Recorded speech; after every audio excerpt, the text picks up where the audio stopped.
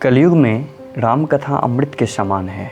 अगर आप मानसिक रूप से तनिक भी परेशान हैं तो रामायण अवश्य पढ़ें। अब रामायण पढ़ने या समझने के लिए आपको बैठना पड़ेगा, पन्ने पलटने पड़ेंगे। चश्मा कहाँ है, लाइट किधर है, आसन लगाओ, जैसे तमाम प्रक्रियाओं से गुजरना पड़ेगा। तब जाकर आप इस दौड़ती भागती ज़िंदगी में मुक्ति के मार्ग भगवान श्री राम के जीवन चरित्र को पढ़ेंगे, समझेंगे। लेकिन एक दूसरी विधि भी है। अगर आप इस चैनल को सब्सक्राइब करें तो पूरी राम कहानी आप कभी भी कहीं भी बिना चश्मे, बिना लाइट के सुन सकते हैं, बिना आसन लगाए आराम से, जब मन जितना उतना सुन सकते हैं। तो चलिए शुरू करते हैं।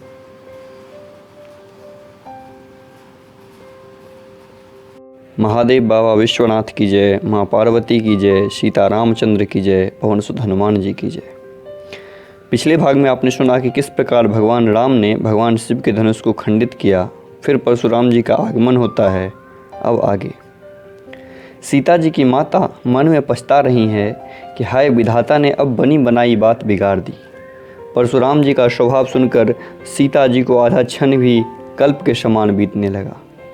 तब श्री रामचंद्र जी सब लोगों को भयभीत देखकर और सीता जी को डरी हुई जानकर बोले, उनके हृदय में न कुछ हर्ष था न विषाद, कि हे नाथ, शिव जी के धनुष को तोड़ने वाला आपका ही कोई दास होगा। क्या आज्ञा है, मुझसे क्यों नहीं कहते।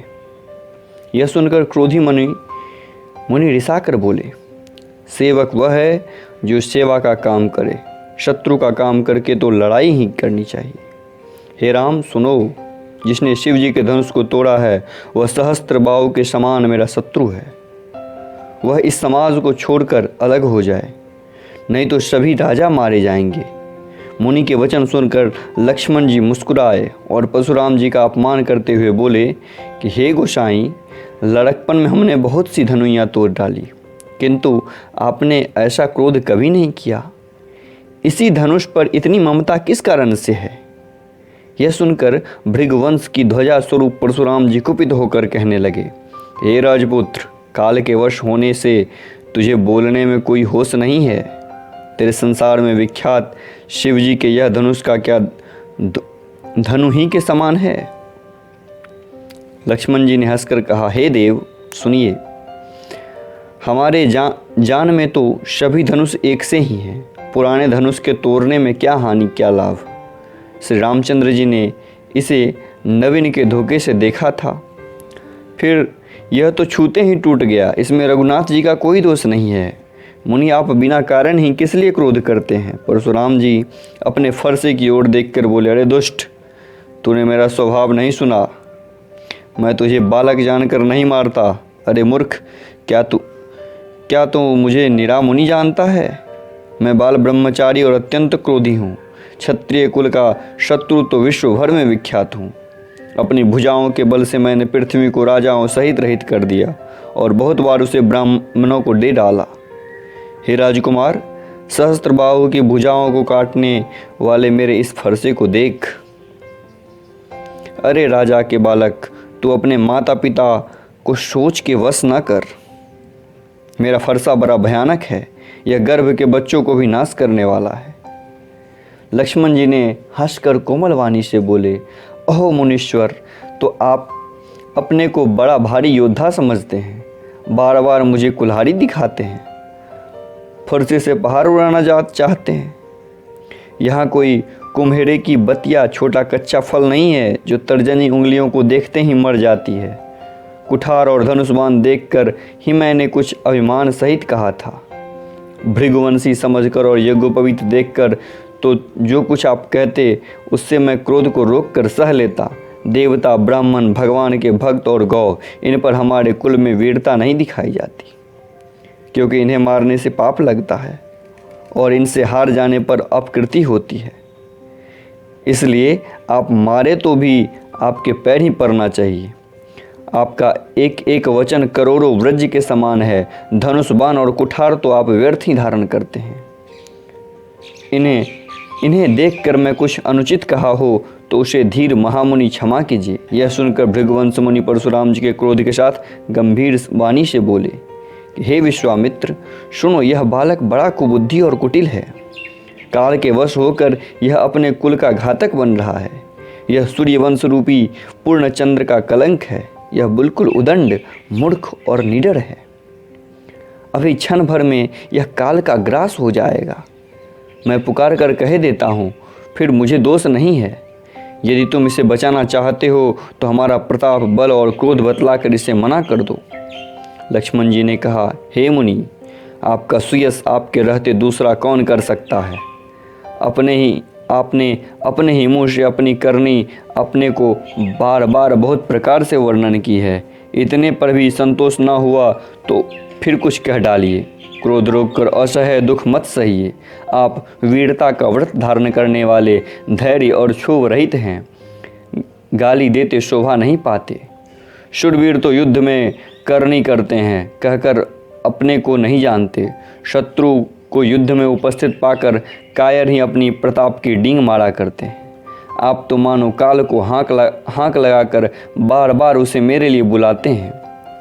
लक्ष्मण जी कठोर वचन सुनते ही परशुराम जी अपने भयानक फरसे को सुधार कर हाथ में ले लिया और बोले, अब लोग मुझे दोष ना दे। यह करवा बोलने वाला बालक मेरे जाने ही योग्य है, मारे जाने ही योग्य है।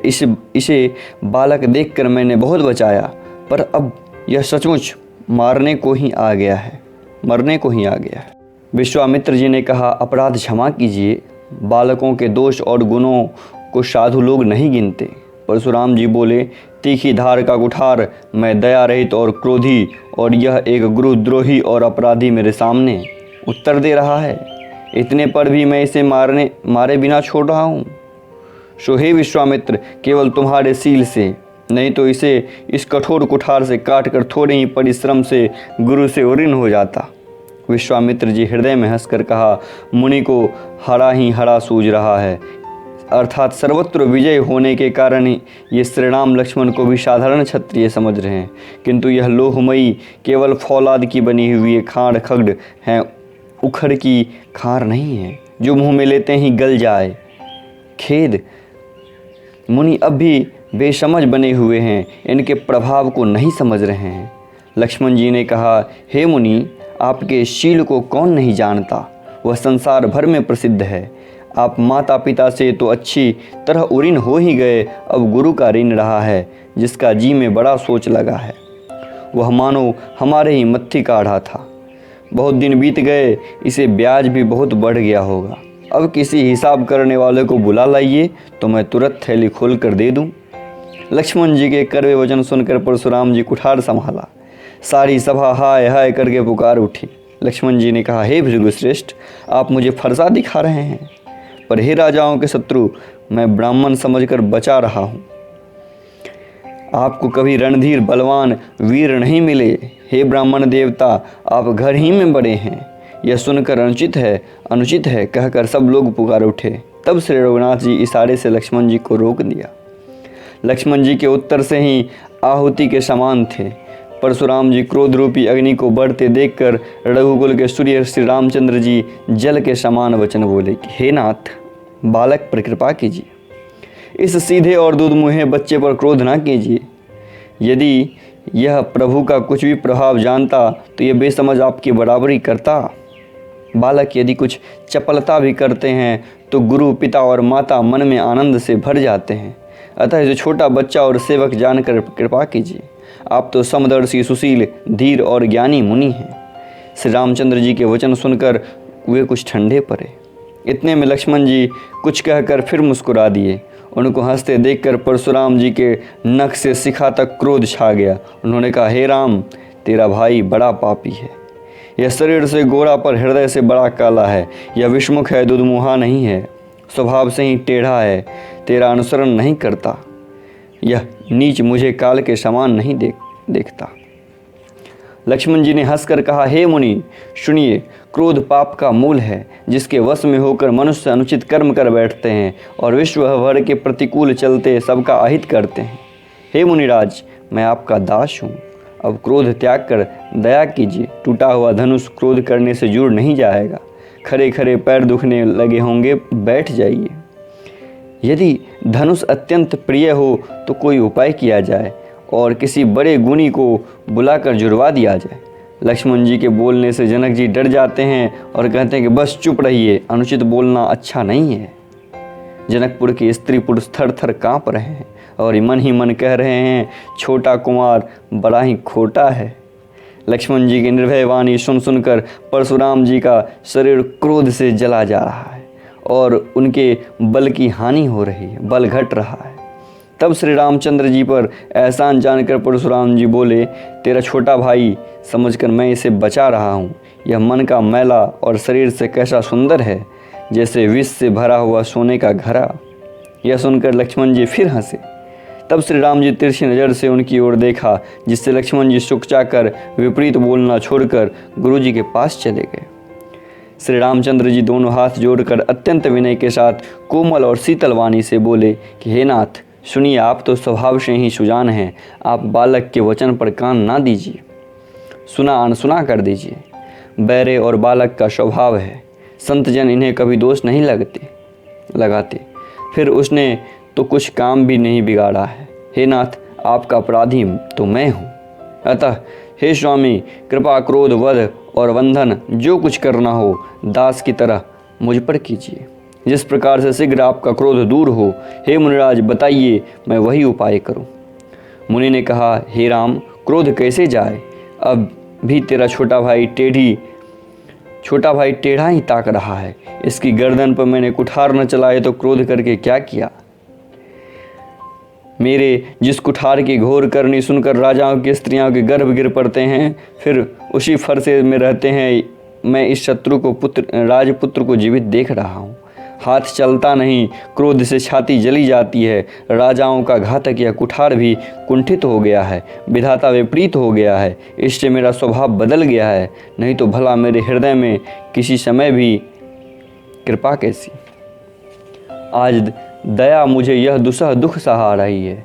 यह सुनकर लक्ष्मण जी मुस्कुराए, सिर नवाया। आपकी कृपा रूपी वायु भी आपकी मूर्ति के अनुकूल है। वचन बोलते हैं मानो फूल झर रहे। हे मुनि, यदि कृपा करने से आपका शरीर जला जाता है तो क्रोध होने पर तो आपके शरीर की रक्षा विधाता ही करेंगे। परशुराम जी ने कहा, हे जनक, देखिए मूर्ख बालक हट करके यमपुरी में निवास करना चाहता है। इसको शीघ्र ही आँखों की ओट से क्यों नहीं करते? यह राजपुत्र देखने में छोटा है पर बड़ा ही खोटा है। लक्ष्मण जी ने हंसकर मन ही मन कहा, आँख मूंद लेने पर कहीं कोई नहीं है। तब परशुराम जी हृदय में अत्यंत क्रोध भरकर श्री राम जी से बोले, अरे सठ, तू शिव जी का धनुष तोड़कर उल्टा हम ही को ज्ञान सिखाता है। तेरा यह भाई तेरी ही सम्मति से कटु वचन बोलता है और तू छल से हाथ जोड़कर विनय करता है। या तो युद्ध में मेरा संतोष कर, नहीं तो राम कहलाना छोड़ दे। अरे शिवद्रोही, छल का त्याग कर मुझसे युद्ध कर, नहीं तो भाई सहित तुझे मार डालूंगा। इस प्रकार परशुराम जी कुठार उठाए बक रहे हैं और श्री राम जी सिर झुकाए मन ही मन मुस्कुरा रहे हैं। श्री रामचंद्र जी ने मन ही मन कहा, गुनाह तो लक्ष्मण का और क्रोध मुझ पर करते हैं। कहीं कहीं सीधेपन में बड़ा दोष होता है। टेढ़ा जानकर सब लोग किसी की भी वंदना करते हैं। टेढ़े चंद्रमा को राहु भी नहीं ग्रसता। श्री रामचंद्र जी ने कहा, हे मुनीश्वर, क्रोध छोड़िए। आपके हाथ में कुठार है और मेरा यह सिर आगे है। जिस तरह आपका क्रोध जाए, हे स्वामी, वही कीजिए। मुझे अपना अनुचर जानिए। स्वामी और सेवक में युद्ध कैसा? हे ब्राह्मण श्रेष्ठ, क्रोध का त्याग कीजिए। आपका वेश देखकर मैं ही बालकों ने कुछ कह डाला, वास्तव में उसका कोई दोष नहीं है। आपको कुठार, बाण और धनुष धारण करके किए देखकर ही वीर समझकर बालक को क्रोध आ गया। वह आपका नाम तो जानता है पर उसको पहचानता नहीं है। अपने वंश के स्वभाव के अनुसार उसने उत्तर दिया है। यदि आप मुनि की तरह आते तो हे स्वामी, बालक आपको चरणों की धूलि सिर पर रखता। अनजाने की भूल को क्षमा कर दीजिए। ब्राह्मणों के हृदय में बहुत अधिक दया होनी चाहिए। हे नाथ, हमारी और आपकी बराबरी कैसी? कहिए न, कहाँ चरण है और कहाँ मस्तक? कहाँ मेरा राम मात्र छोटा सा नाम और कहाँ आप परशु सहित बड़ा नाम? हे देव, हमारे तो एक ही गुण धनुष हैं और आपके परम पवित्र श्रम, दम, तप, शौच, क्षमा, सरलता, ज्ञान, विज्ञान और आस्तिकता, ये 9 गुण हैं। हम तो सब प्रकार से आपसे हारे हैं। हे विप्र, हमारे अपराध को क्षमा करिए। श्री रामचंद्र जी ने परशुराम जी को बार बार मुनि और विप्र वर कहकर तब भृगुपति परशुराम जी कुपित होकर अथवा क्रोध की हंसी हंसकर बोले, तू भी अपने भाई के समान ही टेढ़ा है, तो मुझे निरा ब्राह्मण ही समझता है। मैं जैसा विप्र हूँ तुझे सुनाता हूँ। धनुष को शुश्रवा, बाण को आहुति और मेरे क्रोध को अत्यंत भयंकर अग्नि जान। चतुरंगिनी सेना, सुंदर समाधियाँ हैं, यज्ञ में जाने वाली लकड़ियाँ। बड़े बड़े राजा उसमें आकर बलि के पशु हुए हैं, जिनको मैंने इसी फरसे से काट कर बलि दिया है। ऐसे करोड़ों जप युक्त रण यज्ञ मैंने किए हैं। मेरा प्रभाव तुझे मालूम नहीं है, इसी से तू ब्राह्मण को धोखे में मेरा निरादर करके बोल रहा है। धनुष तोड़ डाला, इसमें तेरा घमंड बहुत बढ़ गया। ऐसा अहंकार है मानो संसार को जीत कर खड़ा है। श्री रामचंद्र जी ने कहा, हे मुनि, विचार कर बोलिए, आपका क्रोध बहुत बड़ा है और मेरी भूल बहुत छोटी है। पुराना धनुष था, छूते ही टूट गया, मैं किस कारण का अभिमान करूं। हे भृगुनाथ, यदि हम सचमुच ब्राह्मण कहकर निरादर करते हैं तो सत्य सुनिए, फिर संसार में ऐसा कौन योद्धा है जिसे हम डर के मारे मस्तक नवाए। दैत्य, देवता, राजा या और बहुत से योद्धा, वे चाहे बल में हमसे बराबर हो चाहे अधिक बलवान हो, यदि रण में हमें कोई ललकारे तो हमसे सुखपूर्वक लड़ेंगे, चाहे काल ही क्यों ना आ जाए। क्षत्रिय का शरीर धरकर जो युद्ध में डर गया, उस नीच ने अपने कुल पर कलंक लगा दिया। मैं स्वभाव से कहता हूँ, कुल की प्रशंसा करके नहीं, कि रघुवंशी रण में काल से भी नहीं डरते। ब्राह्मण वंश की ऐसी प्रभुता है कि आपसे डरता है, वह सबसे निर्भय हो जाता है। श्री रघुनाथ जी के कोमल और रहस्यपूर्ण वचन को सुनकर परशुराम जी की बुद्धि के पर्दे खुल गए। परशुराम जी ने कहा, हे राम, यह लक्ष्मीपति धनुष को हाथ में लीजिए और इसे खींचिए, जिससे मेरा संदेह मिट जाए।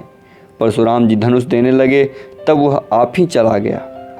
तब परशुराम जी मन में बड़ा आश्चर्य हुआ। तब उन्होंने श्री राम जी का प्रभाव जाना, उनका शरीर पुलकित और प्रफुल्लित हो गया। वे हाथ जोड़कर वचन बोले, प्रेम उनके हृदय में समाता न था कि हे रघुकुल रूपी कमल वन के सूर्य, हे राक्षसों के कुल रूपी घने जंगलों के जलाने वाले अग्नि, आपकी जय हो। हे देवता, ब्राह्मण और गौ का हित करने वाले, आपकी जय हो। हे मद, मोह और क्रोध और भ्रम को हरने वाले, आपकी जय हो। हे विनयशील और कृपा आदि गुणों के समुद्र और वचनों की रचना में अत्यंत चतुर, आपकी जय हो।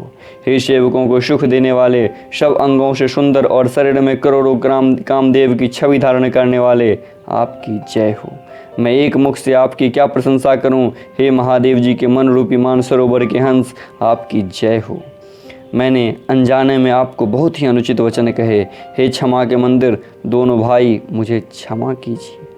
हे रघुकुल के पता का स्वरूप श्री रामचंद्र जी, आपकी जय हो, जय हो, जय हो। ऐसा कहकर परशुराम जी तप के लिए वन को चले गए। दुष्ट राजा लोग बिना ही कारण के डर से डर गए थे। वे कायर चुपके से जहाँ तहाँ भाग गए। देवताओं ने नगारे बजाए, वे प्रभु के ऊपर फूल बरसाने लगे। जनकपुर के स्त्री पुरुष सब हर्षित हो गए, उनका महामोह सूल मिट गया। खूब जोर से बाजे बजने लगे। सभी ने मनोहर मंगल साज सजे। सुंदर मुख और सुंदर नेत्र वाली तथा कोयल के समान मधुर बोलने वाली स्त्रियां झुंड ही झुंड मिलकर सुंदर गान करने लगी। जनक जी के सुख का वर्णन नहीं किया जा सकता, मानो जन्म का दरिद्री धन का खजाना पा गया हो। सीता जी का भय जाता रहा। वे ऐसी सुखी हुई जैसे चंद्रमा के उदय होने से चकोर की कन्या सुखी हो जाती है। जनक जी ने विश्वामित्र जी को प्रणाम किया। प्रभु की कृपा से श्री रामचंद्र जी ने धनुष को तोड़ा है। दोनों भाइयों ने मुझे कृतार्थ कर दिया। हे स्वामी, अब जो उचित हो सो कहिए। मुनि ने कहा, हे चतुर नरेश, सुनो तो यह विवाह धनुष के अधीन था। धनुष के टूटते ही विवाह हो गया। देवता, मनुष्य और नाग सब किसी को यह मालूम है। तथापि तुम जाकर अपने कुल का जैसा व्यवहार हो, ब्राह्मणों कुल के बूढ़े और गुरुओं से पूछकर और वेदों में वर्णित जैसा आचार हो, वैसा करो। जाकर अयोध्या के दूत को भेजो जो राजा दशरथ को बुला लाए। राजा ने प्रसन्न होकर कहा, हे कृपालु, बहुत अच्छा, और उसी समय दूतों को बुलाकर भेज दिया। फिर सब महाराजाओं को बुलाया और सब ने आकर राजाओं को आदरपूर्वक सिर नवाया। बाजार, रास्ते, घर, देवालय और सारे नगर के चारों ओर से सजाओ। महाराज प्रसन्न होकर चले और अपने अपने घर आए। फिर राजाओं ने नौकरों को बुलावा भेजा और उन्हें आज्ञा दी कि विचित्र मंडप सजाकर तैयार करो। यह सुनकर वे सब राजा के वचन सिर पर धरकर और सुख पाकर चले। उन्होंने अनेक कारीगरों को बुलावा भेजा जो मंडप बनाने में कुशल और चतुर थे। उन्होंने ब्राह्मणों की वंदना करके कार्य आरंभ किया और सोने के केले के खंभ बनाए, हरी हरी मणियों से पत्ते और फल बनाए तथा पद्मराग मणियों माणिक्य के फूल बनाए। मंडप की अत्यंत विचित्र रचना देखकर ब्रह्मा का मन भी भूल गया।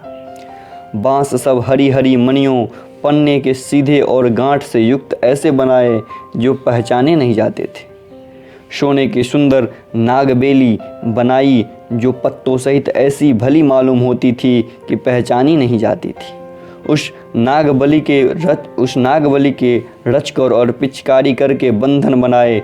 बीच बीच में मोतियों के सुंदर झालरें, मणियों के पन्ने, हीरे और फिरोजें, सब रत्नों को चीरकर कूरकर और पिचकारी करके इनके कमल बनाए। भौरे और बहुत रंगों की पक्षियाँ बनाए जो हवा के सहारे गूंजते और गूंजते थे। खंभों पर देवताओं की मूर्तियाँ गढ़कर निकाली गई जो सब मंगल द्रव्य के लिए खड़ी थी। गज मुक्ताओं के सहज ही सुहावने अनेकों तरह के चौक पुराए। नीलमणि के कोरकर अत्यंत सुंदर आम के पत्ते बनाए। सोने के बौर, आम के फूल और रेशम की डोरी से बंधे हुए पन्ने के बने फलों को गुच्छे से सुशोभित किए। ऐसा सुंदर और उत्तम बंधनवार बनाए कि मानो कामदेव ने फंदे सजाए हो। अनेक मंगल कलश और सुंदर ध्वजा, पताका, पर्दे और चमर बनाए जिसमें मणियों के अनेकों सुंदर दीप हैं। उस विचित्र मंडप का तो वर्णन ही नहीं किया जा सकता जिस मंडप में श्री जानकी जी दुल्हन होगी। किस कवि की ऐसी बुद्धि कि उसका वर्णन कर सके। जिस मंडप में रूप और गुणों के समुद्र से रामचंद्र जी दूल्हे होंगे, वह मंडप तीनों लोक में प्रसिद्ध होनी चाहिए। जनक जी के महल की जैसी शोभा है वैसी ही शोभा नगर के प्रत्येक घर की दिखाई देती है। उस समय जिसने तिरहुत को देखा उसे 14 भुवन तुच्छ जान पड़ा। जनकपुर में नीच के घर भी उस समय जो संपदा सुशोभित थी उसे देखकर इंद्र भी मोहित हो जाता था। जिस नगर में साक्षात लक्ष्मी जी कपट से स्त्री का सुंदर वेश बनाकर बसती हो, उस पुर शोभा का वर्णन करने में सरस्वती और शेष भी सकुचाते हैं। जनक जी के दूत श्री रामचंद्र जी की पवित्र पूरी अयोध्या में पहुँचे। सुंदर नगर देखकर वे हर्षित हुए। राजद्वार पर जाकर उन्होंने खबर भेजी। राजा दशरथ जी ने सुनकर उन्हें बुला लिया। दूत ने प्रणाम करके चिट्ठी दी। प्रसन्न होकर राजा ने स्वयं उठकर उसे लिया। चिट्ठी बाँचते समय उनके नेत्र से जल छा गया, शरीर पुलकित हो गया और छाती भर आई। हृदय में राम और लक्ष्मण और हाथ में सुंदर चिट्ठी। राजा उसे हाथ में लिए ही रह गए। खट्टी मीठी कुछ भी ना कर सके। फिर धीरज धरकर उन्होंने पत्रिका पढ़ी। सारी सभा सच्ची बातें सुनकर हर्षित हो गई। भरत जी अपने मित्रों और भाई शत्रुघ्न के साथ जहाँ खेलते थे वहीं समाचार पाकर वे आ गए। बहुत प्रेम से सकुचाते हुए पूछते हैं, पिताश्री चिट्ठी कहाँ से आई है? हमारे प्राणों से प्यारे दोनों भाई कहिए कुशल से हैं तो किस देश में हैं? स्नेह से सने ये वचन सुनकर राजा ने फिर से चिट्ठी पढ़ी। चिट्ठी सुनकर दोनों भाई पुलकित हो गए। स्नेह इतना अधिक हो गया कि वह शरीर में समाता नहीं। भरत जी का पवित्र प्रेम देखकर सारी सभा ने विशेष सुख पाया। तब राजा दूत को पास बैठाकर मन को हरने वाले मीठे वचन बोले, भैया कहो दोनों बच्चे कुशल से तो हैं? तुमने अपनी आँखों से उन्हें अच्छी तरह से देखा है ना? सांवले और गोरे शरीर वाले वे धनुष और तरकस धारण किए रहते हैं। किशोर अवस्था है। विश्वामित्र मुनि साथ हैं। तुम उनको पहचानते हो तो उनका स्वभाव बताओ। राजा प्रेम के विशेष वश होने से बार बार इस प्रकार कह रहे हैं। भैया जिस दिन से मुनि उन्हें लिवा लाए हैं तब से आज ही हमने सच्ची खबर पाई है। कहो तो महाराज जनक ने उन्हें कैसे पहचाना। हे प्रिय, वचन सुनकर दूत मुस्कुराए। दूत ने कहा, हे राजाओं के मुकुटमणि, सुनिए, आपके समान धन्य और कोई नहीं है। जिनके राम लक्ष्मण जैसे पुत्र हैं वे दोनों विश्व के विभूषण हैं। आपके पुत्र पूछने योग्य नहीं हैं। वे पुरुष सिंह तीनों लोकों के प्रकाश स्वरूप हैं, जिनकी यशलोक के आगे चंद्रमा मलिन और प्रताप के आगे सूर्य शीतल लगता है। हे नाथ, उनके लिए आप कहते हैं कि उन्हें कैसे पहचाना। क्या सूर्य के हाथों में दीपक लेकर देखा जाता है। सीता जी के संगमर में अनेक राजा और एक से एक बढ़कर योद्धा एकत्र हुए थे, परंतु शिव जी के धनुष को कोई न हटा सका। सारे बलवान वीर हार गए। तीनों लोक में जो वीरता के अभिमानी थे, शिव जी के धनुष ने सबकी शक्ति तोड़ दी। बाणासुर जो सुमेरु को भी उठा सकता था, वह भी हृदय में हार कर परिक्रमा करके चला गया। और जिसने खेल से ही कैलाश को उठा लिया था, वह रावण भी उसी सभा में पराजय को प्राप्त हुआ। हे महाराज सुनिए, वहाँ रघुवंश मणि श्री रामचंद्र जी ने बिना ही प्रयास शिव जी के धनुष वैसे ही तोड़ डाला जैसे हाथी कमल की डंडी को तोड़ डालता है। धनुष टूटने की बात सुनकर परशुराम जी क्रोध भरे आए और उन्होंने बहुत प्रकार से आंखें दिखलाई। अंत में उन्होंने भी श्री रामचंद्र जी का बल देखकर उन्हें अपना धनुष दे दिया और बहुत प्रकार से विनती करके वन को गमन किया। हे राजन, जैसे श्री रामचंद्र जी अतुलनीय बली हैं, वैसे ही तेज निधान फिर लक्ष्मण जी भी हैं, जिनको देखने मात्र से राजा लोग कांप उठते थे, जैसे हाथी सिंह के बच्चे को ताकने से कांप उठते हैं। हे देव, आपके दोनों बालक को देखने के बाद अब आँखों के नीचे कोई ने आता ही नहीं। प्रेम, प्रताप और वीर रस में पगे हुई दूतों की वचन रचना सबको बहुत प्रिय लगी। सभा सहित राजा प्रेम में मग्न हो गए और दूतों को निछावर देने लगे। यह नीति विरुद्ध है, ऐसा कहकर दूत अपनी हाथों से कान मूंदने लगे। धर्म को विचार कर सभी ने सुख माना। तब राजा ने उठकर वशिष्ठ जी के पास जाकर उन्हें पत्रिका दी और आदरपूर्वक दूतों को बुलाकर सारी कथा गुरुजी ने सुना दी। जब समाचार सुनकर और अत्यंत सुख पाकर गुरु बोले, पुण्यात्मा पुरुष के लिए पृथ्वी पर सुखों से छाई हुई है, जैसे नदियाँ समुद्र में जाती है, यद्यपि समुद्र को नदी की कामना नहीं होती, वैसे ही हे सुख और संपत्ति बिना बुलाए स्वाभाविक ही धर्मात्मा पुरुष के पास जाती है। तुम जैसे गुरु, ब्राह्मण, गाय और देवता की सेवा करने वाले हो, वैसे ही पवित्र कौशल्या देवी भी हैं।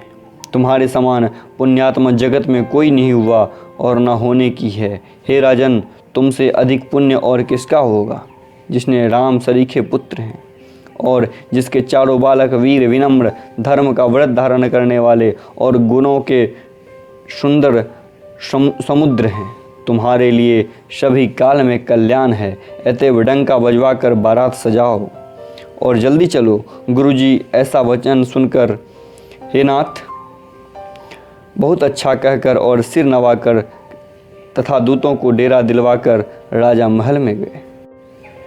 राजा ने सारे रनिवास को बुलाकर जनक जी की पत्रिका बाँचकर सुनाई। समाचार सुनकर सभी रानियां हर्ष से भर गई। राजा ने फिर दूसरी सब बातों का वर्णन किया। प्रेम में प्रफुल्लित हुई रानियां ऐसे सुशोभित हो रहीं जैसे मोरनी बादलों की गरज सुनकर प्रफुल्लित होती हैं।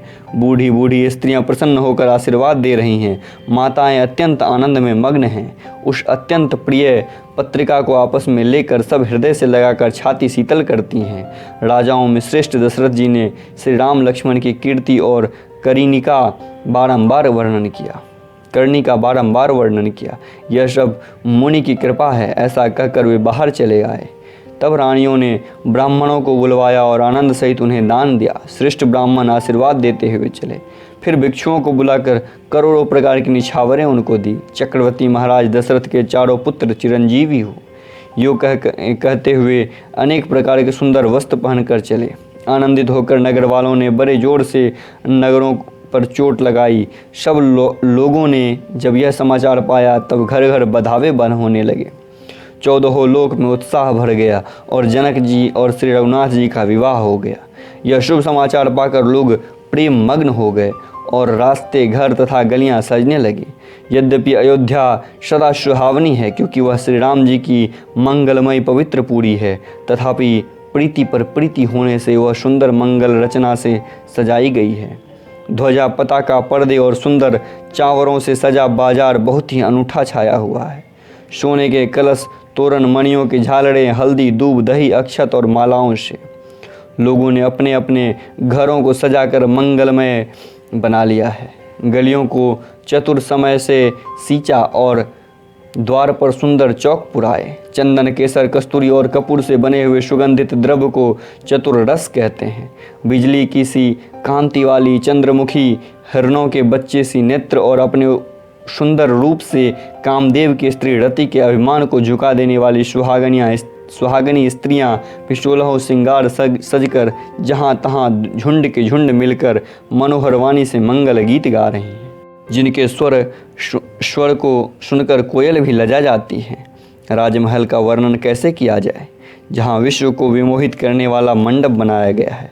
अनेकों प्रकार के मनोहर मांगलिक पदार्थ शोभित हो रहे हैं और बहुत से नगाड़े बज रहे हैं। कहीं भाट विरुदावली कुलकृति का उच्चारण कर रहे हैं तो कहीं ब्राह्मण वेद ध्वनि का उच्चारण कर रहे हैं। सुंदर स्त्रियां श्री राम जी और श्री सीता जी का नाम लेकर मंगल गीत गा रही हैं।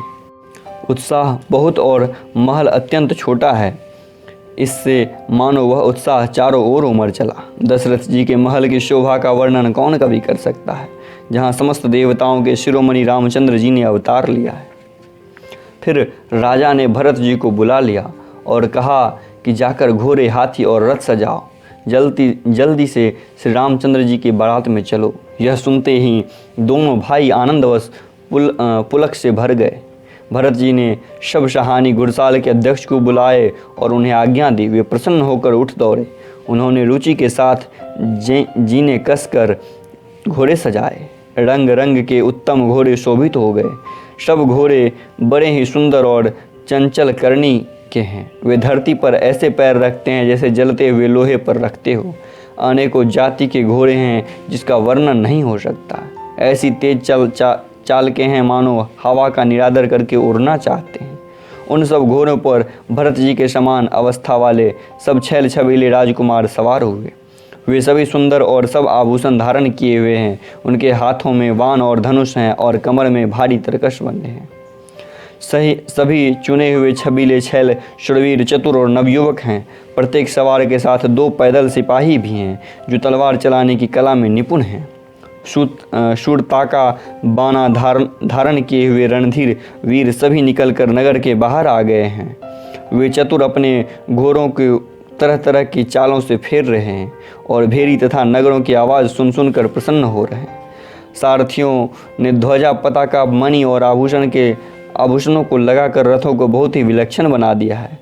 उसमें सुंदर चमर लगे हैं और घंटियां शब्द सुनकर शब्द कह रही हैं। वे रथ इतने सुंदर हैं मानो सूर्य के रथ की शोभा को छीन लेते हैं। अगणित श्यामकर्ण घोड़े हैं, उनको सारथियों ने उन रथों में जोत दिया है जो सभी दिखने में सुंदर और गहने से सजाए हुए सुशोभित हैं और जिन्हें देखकर मुनियों के मन भी मोहित हो जाते हैं। जो जलचर पर भी जमीन की तरह चलते हैं। वेग की अधिकता से उनकी टाप पानी में नहीं डूबती। अस्त्र शस्त्र और सब साज सजाकर सारथियों ने रथियों को बुला लिया है। रथों पर चढ़ कर बारात नगर के बाहर जुटने लगी। जो जिस काम के लिए जाता सभी को सुंदर सुकून होते।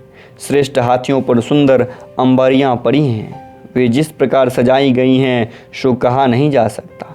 मतवाले हाथी घंटे से सुशोभित होकर चले मानो सावन के सुंदर बादल के समूह जा रहे हो।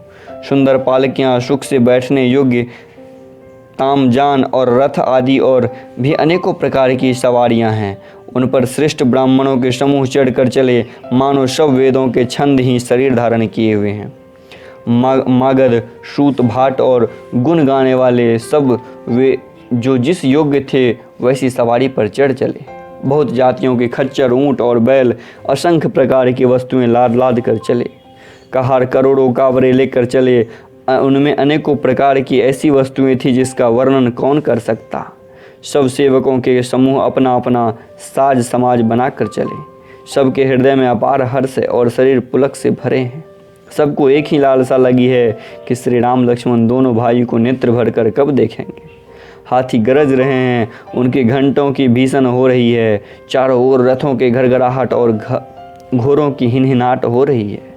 बादलों का निरादर करते हुए नगाड़े घोर शब्द कर रहे हैं। किसी को अपनी पराई कोई बात कानों से सुनाई नहीं देती। राजा दशरथ के दरवाजे पर इतनी भीड़ हो रही है कि वहाँ पत्थर फेंका जाए तो वह भी पिसकर धूल हो जाए। अटारियों पर चढ़ी स्त्रियां मंगल थाल से आरती लिए देख रही हैं और नाना प्रकार के मनोहर गीत गा रही हैं। उनके अत्यंत आनंद का बखान नहीं हो सकता। तब सुमंत्र जी ने 2 रथ सजाकर उनमें सूर्य के घोड़े की मात करने वाले घोड़े जोड़े। दोनों समुद्र रथ जो राजा दशरथ के पास ले आए, जिनकी सुंदरता का वर्णन सरस्वती जी से भी नहीं सह सकता। एक रथ पर राजसी समान सजाया गया।